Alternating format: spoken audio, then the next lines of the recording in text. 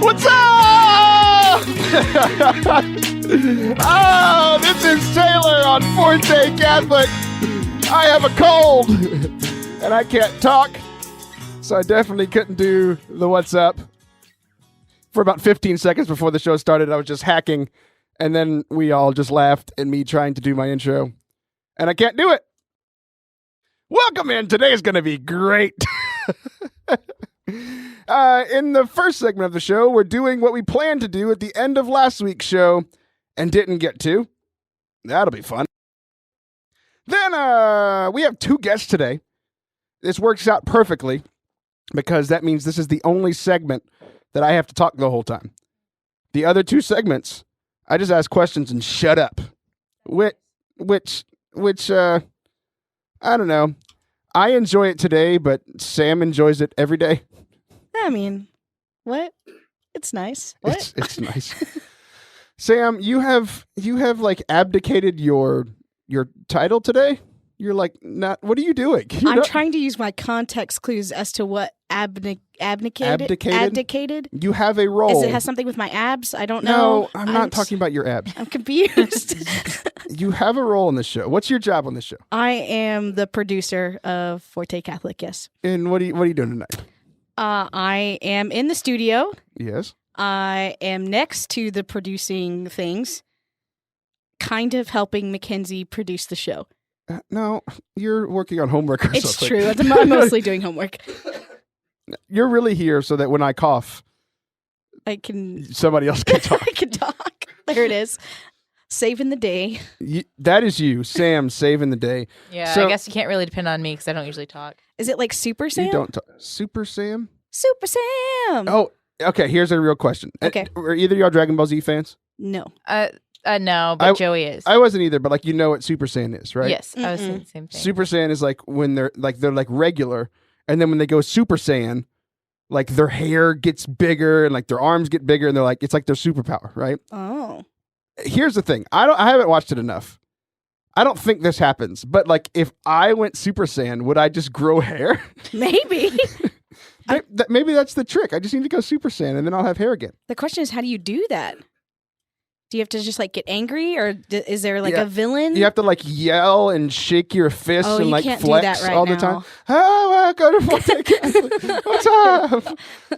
The struggle is so very real. Yeah. So today we have two guests on the show. In the second segment, we're going to be joined by Aaron Dooley, who is the Catholic filmmaker, with an award-winning Christian musical coming out this week for Lent. It's called Broken and Beautiful, so we're going to be talking about the film, why she made it, how you can watch it this Lent. And then, in the final segment, this is crazy. Like, sometimes I don't understand my life. My uncle texted me and said, hey, he listens to the show. He said, hey, you should reach out to this guy to have him on the show. And it was linked to a National Catholic Register story about this guy named Curt Tomasevicz, who is a 2-time Olympic medalist on the bobsled team. We at Jamaica have a bobsled team. No, not the Jamaican one. He was on the American bobsled team for 3 Winter Olympics, and here we are in the midst of the Winter Olympics. Mm-hmm. Ladies, have y'all been watching it all? Oh, yes. I haven't watched like everything, but I've definitely been watching figure skating. I watched hockey, I think, this morning. So I've been watching. I saw the American snowboarder get the gold medal. Mackenzie, there's a microphone in front of you. Why would you talk? She's talking at it like this. It's hard to hear you. I'm looking at Jesus. You're looking at Jesus. What? Oh my gosh. Sam, this is what happens when you do your homework. It's true. So Curt is a 2-time. He won the gold medal on the 4-man bobsled team. Mm. He won the bronze medal 4 years ago. That's crazy. And has multiplenitude. That's another big word for you this week. I think I got that one, though. I think I understood. It means a lot. It means a lot there. Tons of, like, at the World Championships, right? Because, like, they don't just compete every 4 years and just, like, go hide in the woods or something. I mean, maybe some of them I'm shaking my head, but I didn't know that. I was like, oh, yeah. Yeah. I don't know. So they compete at other times, too. So makes sense. My uncle messaged me this thing on the National Catholic Register. I read about it, how amazing this guy is, and that he's super into his Catholic faith. And he's like, hey, you should invite him on the show. So I go, okay. Then I email him about an hour later.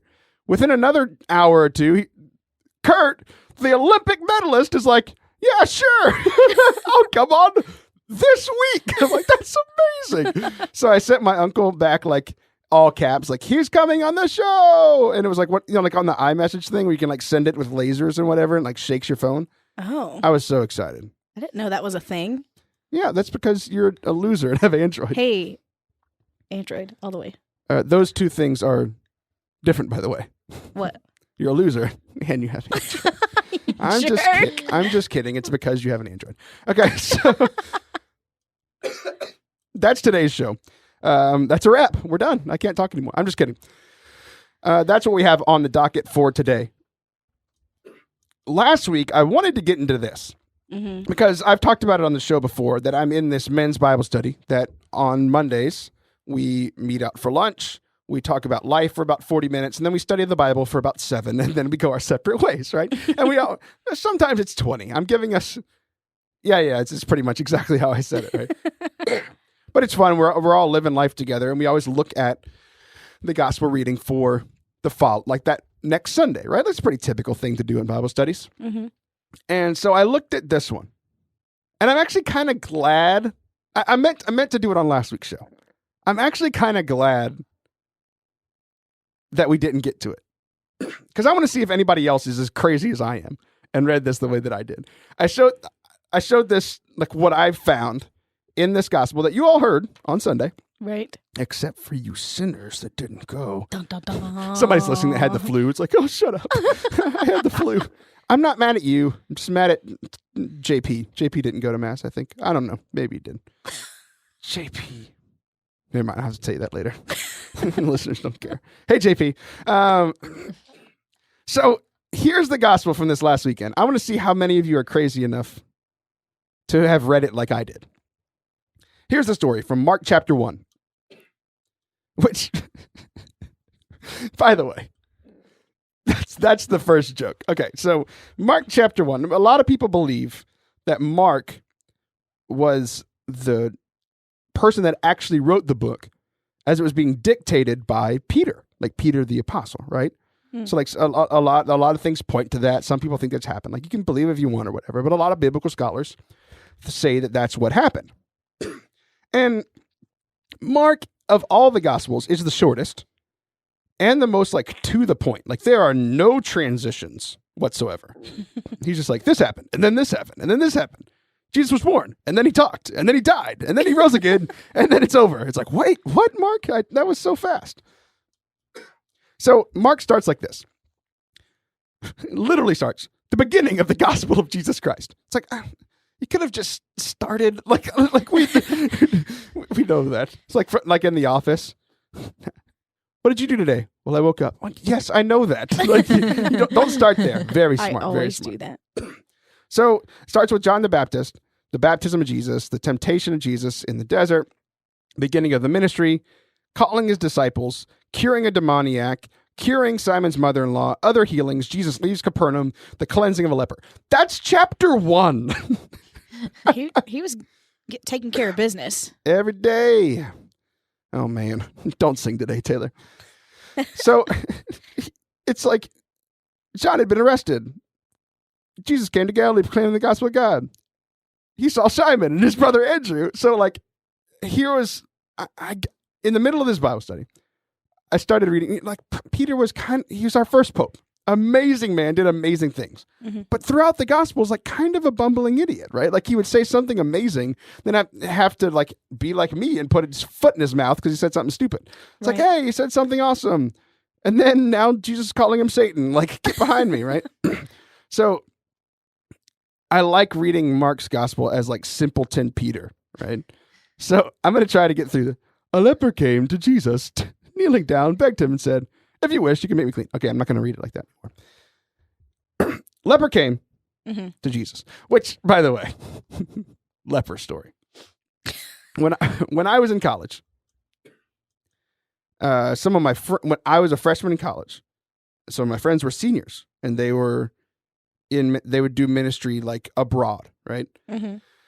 And I didn't think leprosy was a thing anymore. I learned all kinds of things about leprosy this last 2 weeks, right? And this night that I was in college.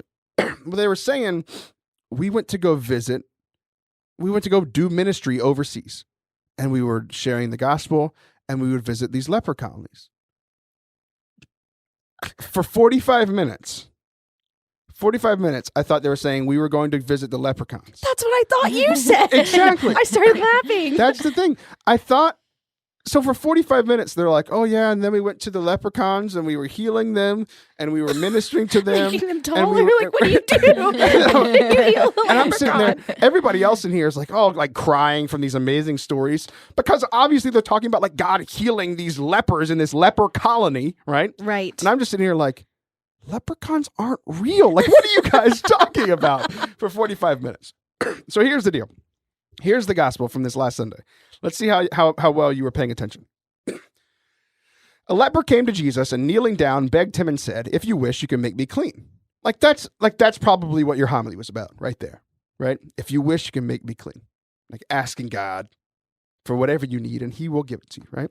Moved with pity, Jesus stretched out his hand, touched him, and said, I do will it. Be made clean, right? That's that answered prayer. Boom, right there. The leprosy left him immediately, and he was made clean. Then, warning him sternly, he dismissed him at once. He said to him, see that you tell no one anything, but go show yourself to the priest and offer for your cleansing what Moses prescribed. That will be proof for them.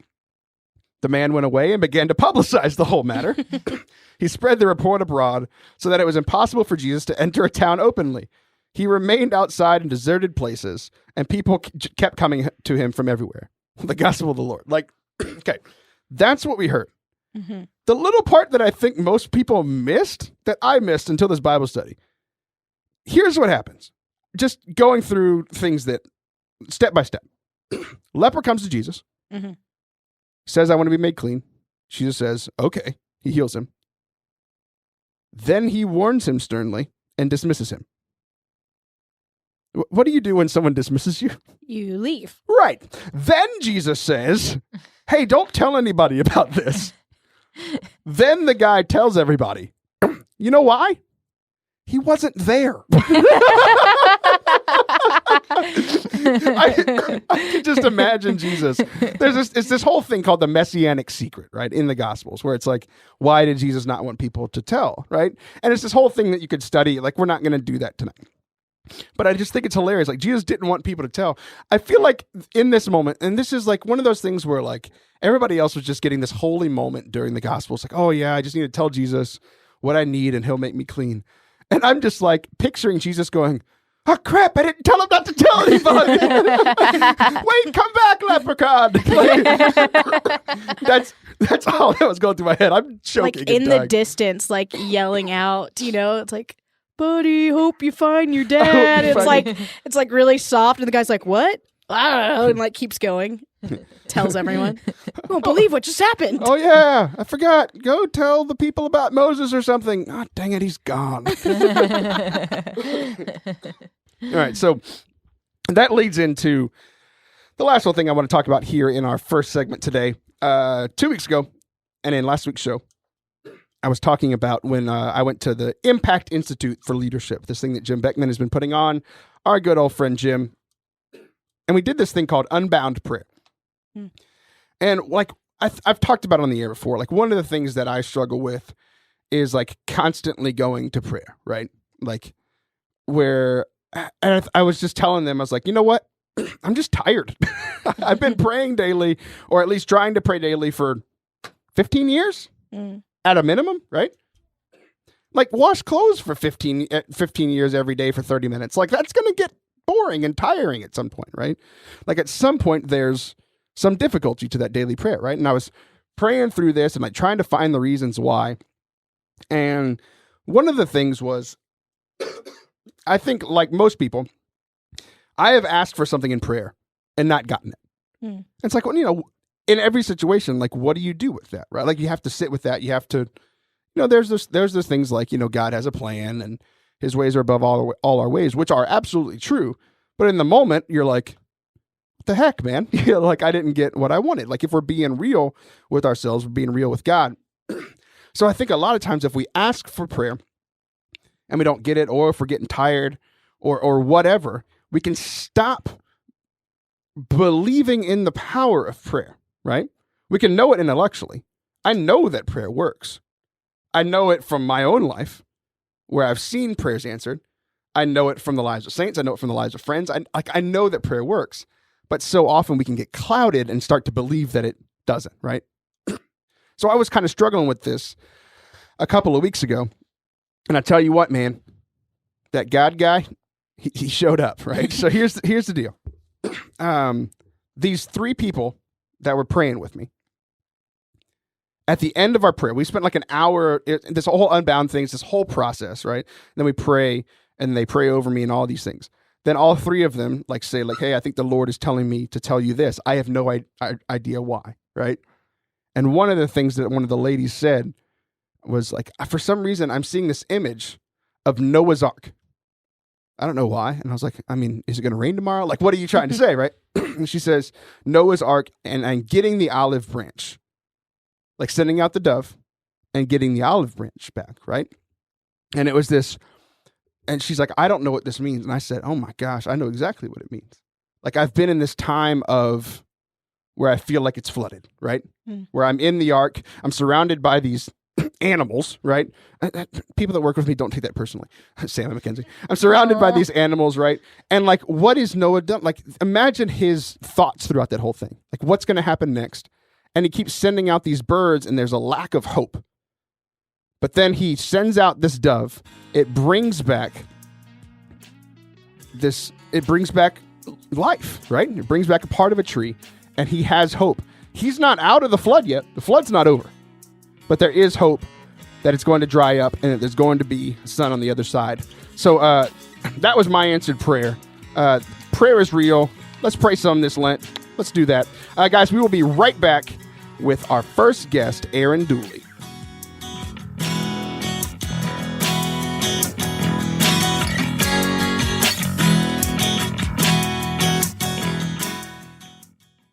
Hey, it's Taylor. Head on over to fortecatholic.com. There you'll find all past episodes. You'll find all my social media, everything that we can do to get connected. Anything about my speaking and worship leading, I'd love for you guys to check it out. fortecatholic.com.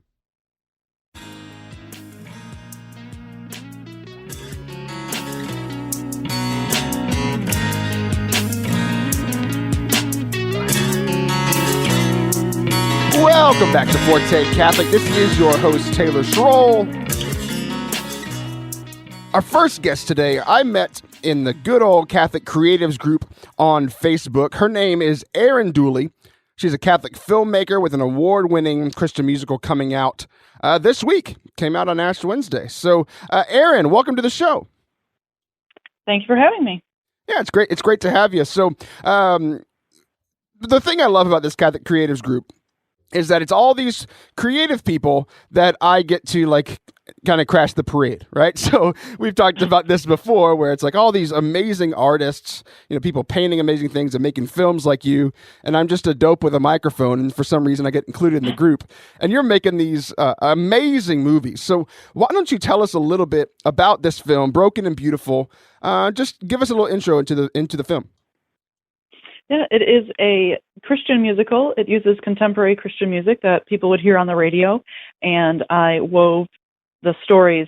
So I used the songs first. I listened to all these songs on the radio, and then wrote the stories to connect those songs. There's 5 different stories that interweave. There are people that all go to the same church, and they're all dealing with some struggle in their life, like from infidelity to addiction, just to show that just because you believe in God doesn't mean you're not going to have struggles in your life. And it shows how people of faith can overcome their struggles by, turning back to God. That's in a very quick nutshell. And the way you get you through your struggles is you sing about it. That's how you get through it.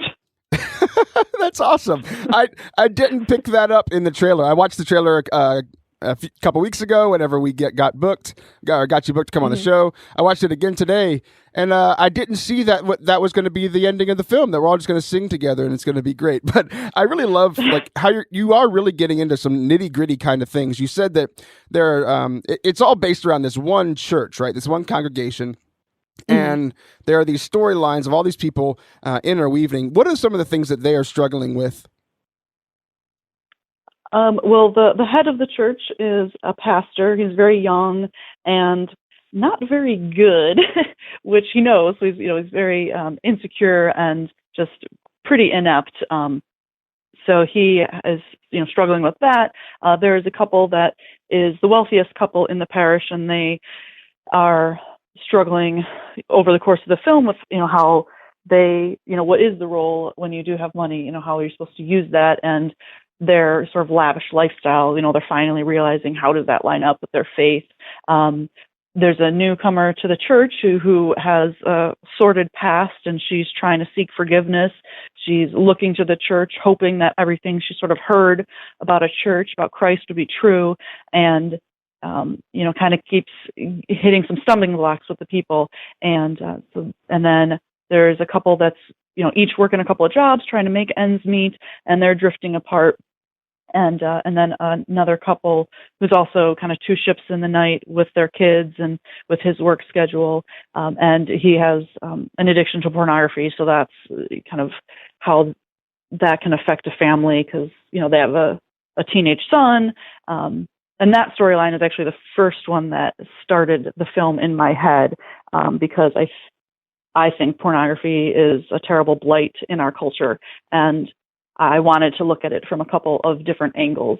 So I wrote that storyline to deal with it. What effect does it have on the person using it? What about their family, children and, the spouse? So, and it takes a real look at it. I think sometimes the Christian films can gloss over some things, but I wanted to take, without being, graphic or anything like that, I wanted to take an honest look and say, there's people sitting next to you in the pews that might be really struggling, or maybe it's you that's really struggling. But you can't always turn back, and God can get you through these really hard struggles. Right. And that's what I think I like about, and why I agreed to have you on the show, is I like that I think you already said it. You're being real, because a lot of Christian movies are like, this is what life looks like when everything's perfect. And it's like, my life is never perfect, right? There are these, like, I struggle with my things, you struggle with yours. People sitting in the church on Sunday morning, we're all struggling with some of the same things and some very different things. So I like that you're not shying away from some of these big topics like abortion, the pornography that you mentioned, same-sex attraction. You're looking at this all from a very Catholic perspective, and also like in that a very real perspective. Like, what does life look like for real people in the pews? So my next two questions for you, you kind of already started getting into why you created the movie, but I think you might have already answered it too, but or I could guess. Who is the audience for this film? Well, I mean, primarily, Christians that really like the music would be my first target market. But I did, one of my favorite stories to share about the film, I did get into some festivals, and there was a gentleman that came up to me after one screening at a festival, and the first words out of his mouth were, "Well, I'm an atheist," and he kind of said it just like that, a little bit combative. And I'm thinking in my mind, oh, this is going to be a lovely conversation. But to my delight, it was a delightful conversation, because he said that while he does disagree with me on, most everything, he thought that the way it was handled was really done really well, and that it would start conversations. So part of my decision to release it during Lent was twofold. First, so that people can think about the struggles that we have in our life. We're trying to give something up, not just giving up chocolate that you're going to binge on Easter Sunday, but something that, you really reflect in your life. What is something that's keeping me from God, and what can I remove from my life? And so maybe this film can help people see other real people. Oh yeah, they struggle with that. And so, but let me try to figure out how to get rid of that. But then also, we're called to evangelize to people, and sometimes it can be, people are unsure on how to invite somebody to church, but you can invite someone to see a movie with you.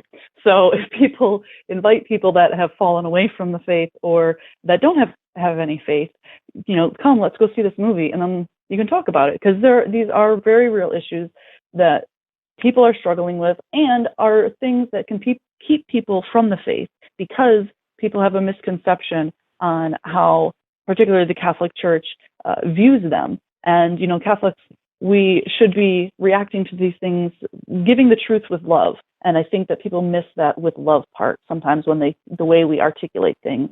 And so hopefully this could be a tool to, if people are well-versed in the Catholic stance, to say, yeah, this is really rough, but this is the truth, and, do that with love and charity. Right. Yeah. I mean, that's great. At our work, at the ministry that I work in, that's one of our tenets. Like, one of the things that we are built on is sharing the truth with love. Like, you can't have the truth without love, and you can't have the love without truth, because God is both love and truth. So if we're going to share God, you need to share both, right? Yeah. I read the thing the short that you just shared about the atheist, and that just it cracks me up and makes me so happy that he disagrees with you on everything. But even he said that this will start conversations. What are some of the conversations that you would like to see? What would be a dream come true, the conversations coming out of people watching this film? Well, I do think, again, and like I said in the earlier question, that my thoughts on, pornography and the role, and especially, right now in the climate that we live in, all the Me Too, but then you've got 50 Shades of Grey trilogy coming out. And it's like, right. These two things, we cannot say that we are so against and, harassment. And we're saying, yeah, this is the time. This is now where we're drawing a line in the sand and saying no more.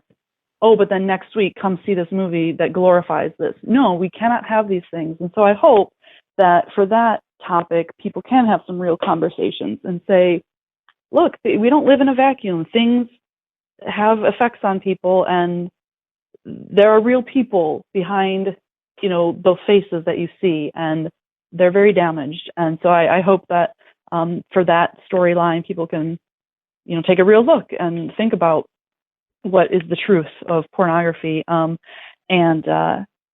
obviously the same-sex attraction storyline, that's very big. And that too, I think that's the one the one with the truth with charity, because people have, of course, when you talk about same-sex attraction, people already are going to kind of take their battle stances to fight that.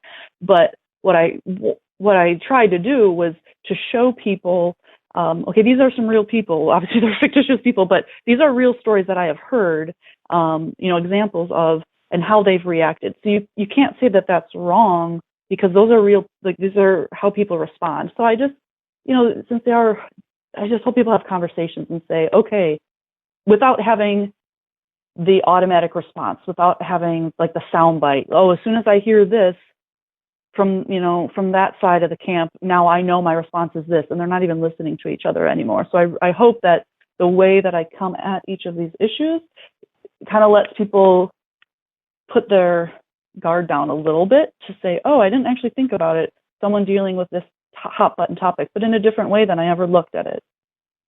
Yeah, I mean, it's so hard to just walk up to people and talk about these issues, but it's why people like you are able to use art to have conversations that wouldn't happen in any other way. We're talking with Aaron Dooley, the creator of the Broken and Beautiful film. Aaron, you've already won some awards on it. You won Best Feature at the Glory Reels Christian Film Festival. You were nominated for Best Faith-Based Feature at the Action on Film International Film Festival, and the Golden Ace Award winner at the Las Vegas Film Festival. So we're talking about your award-winning Christian musical film. So you've already answered it in, I think, in the pornography sense. But let's take a step back and look at the movie as a whole. Like, what made you, what was your passion? What was your drive behind making this movie? Why did you want to share this story with people? Well, I really love Christian music. It is the primary genre that I listen to. When I wrote it, I had an hour commute each way. So if after I said my rosary in the morning, I would listen to Christian music the whole way. And so really the music, and I love music. That's not an area where I'm talented in. So, but I just like how very quickly, you know, in those 3 minutes, you can tell this story and you can really impact people. And so I always had wanted to write a Christian musical, and I prayed a lot about it. And I honestly was sort of lamenting to God once. I was like, man, you can't write the story that I wanted to tell to really like impact people, because most of the Christian music, what I was hearing was sort of praise and worship, which is great, but of course movies need conflict. And then after I was praying about that, all of a sudden a lot of music started coming out that was getting a little bit more real and taking some masks off. And so I thought, oh, this is interesting. So then the songs 100% came first, and then I wrote the story to connect the songs. So really it's born out of the music that I chose. I listened to hundreds of songs to find the right ones that would fit and to tell the story that I wanted to tell. So it's really, I just love Christian music. That is the very short answer to that question, is I love Christian music. That's why I wanted to make this film. Yeah, you've got songs by some of the Christian music's greats: Third Day, Amy Grant, Toby Mac, 10th Avenue North, and the list goes on and on and on. Mm-hmm. What percentage of, like, in saying that the movie is a musical, like, how is the music used in the film? It's probably half of it is singing. It really is, and especially as it goes on in the film, it builds the intensity, and it's just, especially during sort of the climax of it, it is, you know, song after song after song. So it really, there is a lot of singing. It's not 100% like, you know, like a Les Mis or something like that. Yeah, that was my worry. I'm glad it's not. But yeah, because that's especially at the beginning, you know, to me, because there's 12 main characters, so there's a lot of people to keep track of. But so at the beginning, of course, you know, as they're being introduced, there's a little less singing. But they're great songs. 2 of them were written specifically for the film, and then the rest were songs that were already written. And some, you know, you'll hear them today on the radio. They're still very popular, some of these songs. So that's great. So the film is called Broken and Beautiful. Let's just talk about the title. Why did you title it that, and why is that like the primary message that you want to get across? Well, there is a song called that. It's not used in the film. It's not anything. As I was looking at a couple of different titles, I was like, oh, that's an interesting idea. And then the more I, you know, had it sort of as like almost this placeholder name for at the beginning when I was writing the script, still choosing titles, and then I just kind of got attached to it. But that basic idea that we are all broken, you know, because of the fall, we are broken people, but God made us beautiful. We're made in His image, and we're meant to seek after Him and be beautiful. And He can use our brokenness and allows our brokenness to be the people that we're called to be. So it really is so core, that juxtaposition of being 2 things at once. And then the tagline is, we're all sinners, but we're all called to be saints. And that idea that, we're all trying to get to heaven. And even though, you know, even St. Paul said he was the worst of all sinners, and we're like, oh, St. Paul is like, he's the man. So if he says he's one of the worst sinners, like, oh my goodness. But yeah, all these saints that we look up to, they had a past. I mean, St. Augustine, he was doing all sorts of stuff as St. Monica was praying to get her son back. So, you know, it doesn't matter how far away someone might seem, they can always make their way back. And so that's really, I love stories of redemption. I love stories of forgiveness, coming back to God, just to really be, to show God's mercy to people, because I think that that's sorely needed in our world. And so just to be a voice for that, to say, you can be better. You can be who God called you to be. Well, I'm excited about the film. So before we go our separate ways, we got to tell people how to watch it. So why don't you tell us what are the best ways that people can watch this film? They should go to brokenandbeautifulmovie.com, They can rent it online, they can buy a DVD, or they can see it in select theaters. There's a 10-city tour. So I'm starting in California, then I'm going to Texas. I'll be in Tennessee, North Carolina, Chicago, Philadelphia, Boston. I'm hitting a lot of cities for one-night-only screenings. So you can buy tickets on my website there. That's, again, brokenandbeautifulmovie.com. And there's also a CD with all the music. There's 23 songs total in this movie, so you can buy a CD so you can relive the experience. And then I also wrote a book. It's called You Want Me to Do What, God? It is the faith of making the film, because I felt called by God to do this. I kept a journal while I did it. There was a lot of moments that were pretty amazing that really showed how God is. I like to joke that God's the executive producer on this film because he really made things happen.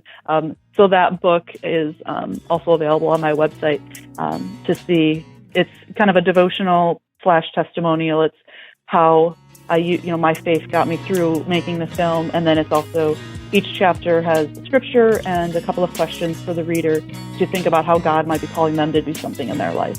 Well, that's great. Aaron, thanks so much for your time. Guys, go check out the movie. We will be right back for our final segment of the evening.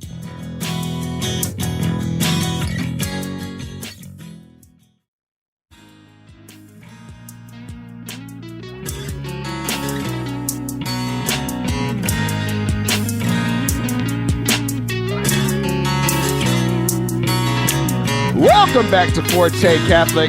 I am so excited for this interview. As promised, we have two-time Winter Games Olympic medalist Curt Tomasevicz on the line today. Curt, how are you doing this evening?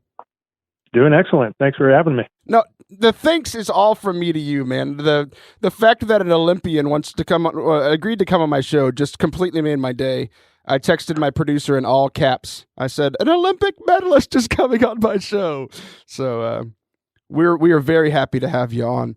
I want to just to introduce you to our audience. I figured there's no better way to do it than your Twitter bio. It says that you're a 3-time Olympic bobsledder, gold medalist, motivational speaker, Husker football player, Cubs fan, bass player, astrophysics minor, bioengineering PhD, and you didn't write this, but I'll add it, most interesting man in the world. Well, I always thought I can't settle on one thing, so I'll try a number of different things, and they've taken me a lot of different places, I guess. So most people that do that, that try to do a bunch of things, don't perfect any, but yet you're a gold medalist in the Olympics. So you were a bobsledder for decades, right? So how did you get into bobsledding, being a young man from playing football in Nebraska? Yeah, I get that question a lot. Yeah, actually, I grew up in central Nebraska, and I would say the land is as flat as a gym floor, pretty much. And the only sledding we would do as kids is we would tie a saucer sled with about a 50-foot rope to the back of a four-wheeler, and we'd drive around pretty much in the fields and pastures and sometimes the streets of my hometown. And that's kind of what we called sledding. So by no means did I grow up wanting to bobsled. It was kind of by chance after I was done playing football in Nebraska and wasn't going to the NFL. I met a girl that ran track in Nebraska, and she was a hurdler and a hammer thrower. So kind of a strange combination, but she was really don't mess strong. with her. Yeah. Yeah, really very powerful. And she was recruited to be on the national bobsled team.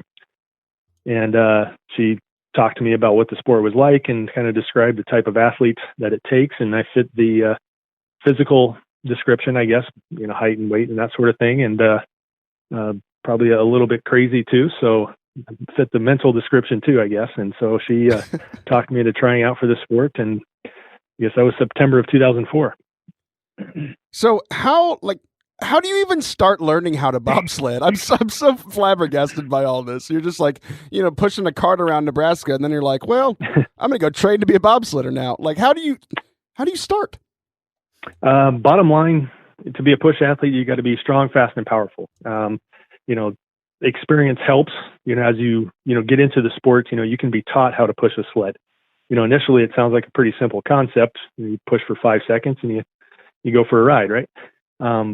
But with all the football training I had done, the previous 10 years and all the other sports that I played, that were power type of sports, in a way I was training to be a bobsled athlete. It was just a matter of learning the technique a little bit later on. And so I think, bobsled's a unique sport where, it doesn't take years and years of experience. You don't have to start when you're a teenager in order to get to the elite level eventually. Yeah, we all learned that from Cool Runnings. That movie made it look very easy. I doubt it is. Yeah. Great movie. There are some bits of truth to the movie, but there's a lot of made for television type of moments there too. But. Oh, I bet. Which they're probably the most famous bobsledding team ever, but that's not real life. In real life, you were a part of the team in 2010 that won the gold medal, that ended a 62-year gold medal drought. Like, that has to be amazing. Like, how do you go from, so we got to like you learning how to bobsled and how football prepared you. How did you get from she invited you to bobsled to breaking a 62-year drought and getting a gold medal in the Olympics? Yeah, it was it's pretty crazy. And I mean, I could probably spend hours telling this story, I guess, but when I started the sport, it took me about, a couple months to get over the idea that this was just a fun little adventure. It quickly became, my focus. And, in a lot of ways, my life revolved around making the bobsled team and doing well. So, I kind of got really serious about the sport pretty quickly. So, so it took, again, about 6 years, I guess, to really get to that, the top level with my teammates. And, when your life kind of revolves around that sort of thing, become immersed in it. And it was really gratifying, I guess, to have that moment where everything just kind of came together for us. And we knew that all those years, all that hard work paid off. Yeah, that's tremendous. I just can't even imagine the picture on your Wikipedia is you like with the gold medal in your mouth, and you just look so happy. And it's just amazing. I myself was an athlete, and the day that I quit athletics, the day that I quit in college, I was running track, and I ran against two Olympians at Baylor, and I said, you know what? I'm done with this. They completely annihilated me. And there are people who say all the time, like with the Winter Olympics going on, like there should just be like a normal person that goes out and does it, just to show how much better Olympians are than other people. You guys are just peak athletes. And honestly, if I tried to go down a bobsled, I would die on my first attempt. You guys are going 80 to 90 miles an hour down a hill. Like, that's crazy. Yeah, it's something you never get used to. Again, I did it for 10 years, and I think my first trip was just as scary as my last trip. And I think I took close to 1,000 runs over 10 years. And again, it's just you don't get used to it. That's for sure. That's crazy. So, the reason that I invited you on was not just because you're this amazing and accomplished athlete, but my uncle actually texted me an interview with you in the National Catholic Register. There was like this blog. And I read it, and I was just amazed at how much your faith has played a part in your life. So I want to ask you a little bit about that. So, because you say on your website, if I weren't Catholic, I think my life would be the equivalent of a bobsled crash. So, like, has faith always been a part of your life?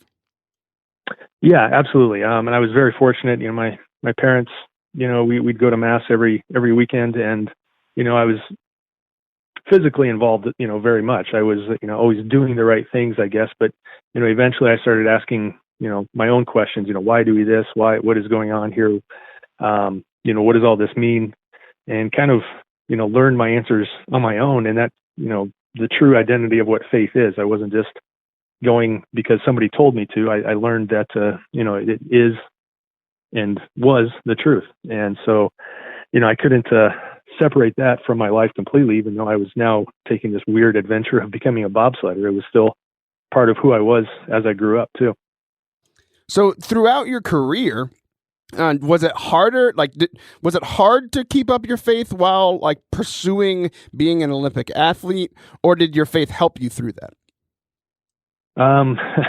Yes and no, I guess. Right. While I was competing, our World Cup races are every weekend, and they're random places throughout the world. So, wow. Getting to mass on Sundays was really tough. We race sometimes at 10 in the morning, and again, we're in different countries. It's hard to, find a routine and a schedule in order to keep that. At the same time, my faith, kept me focused on, a lot of things that were important in life. We have good races, bad races, sometimes, just good days on the track and bad days on the weight room or whatever it might be, I guess. But, as long as you can keep focused and centered on the priorities, in a way, none of that really matters if you can't, again, keep your eyes looking up. Yeah, I mean, I can just only imagine, man, just how much the training and the traveling was so much a part of your life that, I mean, there are people listening right now whose lives are just crazy busy, who are looking at it and saying, how can I make faith a part of my everyday? How can it not just be an hour on the weekends or maybe even a couple, skip a few weeks, right? So I know that your faith now is a big thing, and it has carried you throughout your entire career. And now you're using your platform, you're using your accomplishments to share about your faith. I was visiting your website, and I saw that you are now a motivational speaker, both for faith topics and some, not secular motivational speaking as well. Three of the topics that you like to talk about are the beginning of your career, your first crash, and the end of your career. And I think that people, even though none of us are even close to being Olympic athletes, we can connect with you in some of the parts of your story. So let's dive into the beginning of your career and the leap of faith that it took for you to go from being just a normal Nebraska guy to being a bobsledder.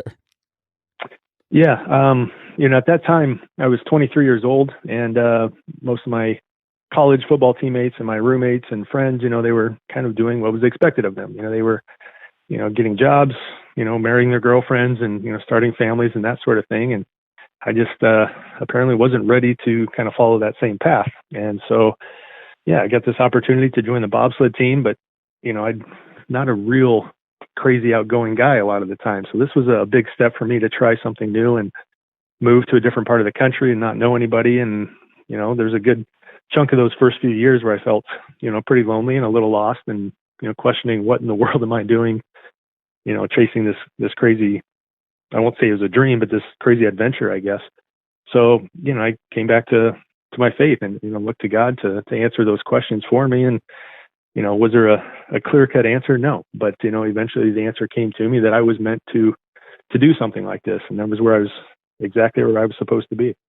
So what did that, let's dive into that. What did that process look like whenever you were struggling and you were lonely? What did turning to God look like for you in those moments?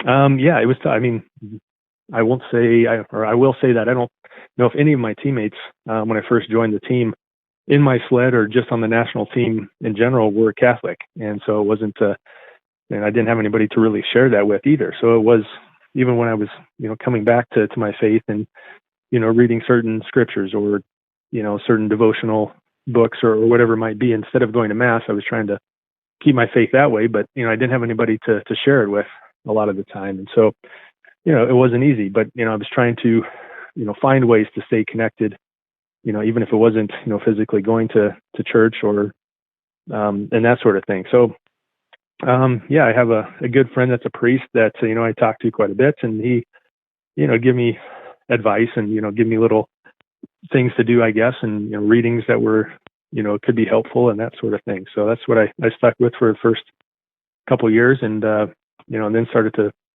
find my routine, I guess, with how to handle my faith every day. And we can see how that leap of faith paid off in your career with all your medals and all of your achievements. How did that leap of faith in that moment affect your Catholic spiritual life going from then until now? I think, I started to maybe answer that a little bit ago where, for a while I was questioning, what am I doing? But, when things on the ice started to become successful and, you see your hard work paying off and that sort of thing, at least with, awards, for racing, then, you start to see that, okay, I guess maybe I am where I'm supposed to be. But, at the same time, those are, kind of materialistic rewards. And so, getting the chance to have a platform and, give some motivational talks and reach out to different people because of bobsledding, maybe that was a more deeper reward that you don't get recognition for. But at the same time, I think that's an even more important calling. Yeah, amen. Another big moment in your career was your first crash, which you say in the description of this talk. You say it's lasted so long that you were able to pray 3.5 Hail Marys before the sled stopped. Now, is that tongue in cheek or is that absolutely true? That is absolutely true. I Wow. guess. And when I'm giving my talk, and I talk about how my faith played a role in my first crash, and it's I don't want to say it's comical, but it's a little more lighthearted, I guess, than the deeper discussion we just had. But yeah, when I first crashed in a bobsled, we were in Lake Placid, New York. My driver made a small mistake, and we crashed, I think, in curve 6 of a track that has 20 curves. And so we were sliding upside down at about 60, 70 miles an hour for, it was, probably close to 45 seconds or so, I guess. Gosh. And, kind of rattling off in my head pretty quick. I got in 3.5 Hail Marys, and I always look back and think I was kind of proud of myself for, not cussing up a storm, which could have been a more natural reaction too. I'm not sure. Right. But, yeah. Yeah, that's crazy. I can't imagine, like, just watching the bobsledders. I'm just like, don't fall, like, don't flip over. I saw this thing the other day that was when the Summer Olympics is like, who's stronger, who's faster. The Winter Olympics is who can go down this hill and not perish. So it's Yeah, I think curling might be the only winter sport where your life isn't on the line. Competitive sweeping, right? So how did this, like, not only, it's just amazing, like you said, that you were able to just have the ability to pray in that moment and not do what you and I probably naturally would do. But how did this crash, like, how did it affect you? And then how did turning to God help? I think one thing, so I've been in athletics all my life. And, of course, I pray before every competition. And, I know a lot of athletes do the same. And maybe one difference is I never, I'm not trying to point a finger at anybody, but I never like to pray for victory. Like, to me, it's, if I'm praying to win, then at the same time, I'm praying for somebody else to lose. And that just doesn't always feel right. And so I've kind of learned, knowing how dangerous our sport is, that, praying for safety is the first thing that I pray for, and praying for, everybody to give a fair and their best effort. And, that's a more genuine prayer, I think, that, makes sense. But, I never really prayed for any kind of victory or prayed for a gold medal. I thought, if I used my talent or gifts that I've been given, then, things will just work itself out. And that's all I can do. Yeah, your prayer is beautiful for everybody but curlers. I don't think curlers need to pray for safety. Maybe they could pray for victory, but everybody else, I absolutely agree with you. Well, Curt, where can people get connected with you? How can they follow you stuff? I want people to just be drawn to what you have to say. Yeah, I'm not a huge social media professional by any means, but I definitely try to post and share some things, I guess, on Twitter. My handle is just C Tomasevicz, and Facebook as well. I have a kind of a fan page that I post some interesting things, and then again, I'm always looking to jump on opportunities to give motivational talks, and just continue to use bobsled any way I can to bring a lot of good things. Guys, you can find all this at TOMASEVICZ bobsled.com. Curt, thank you so much for spending some time with us here this evening. My pleasure. All right, guys, we will be back next week. Again, sorry we didn't have enough time to get to Father Jared Cook. Maybe next week. Y'all have a great one. We'll be back then. See ya!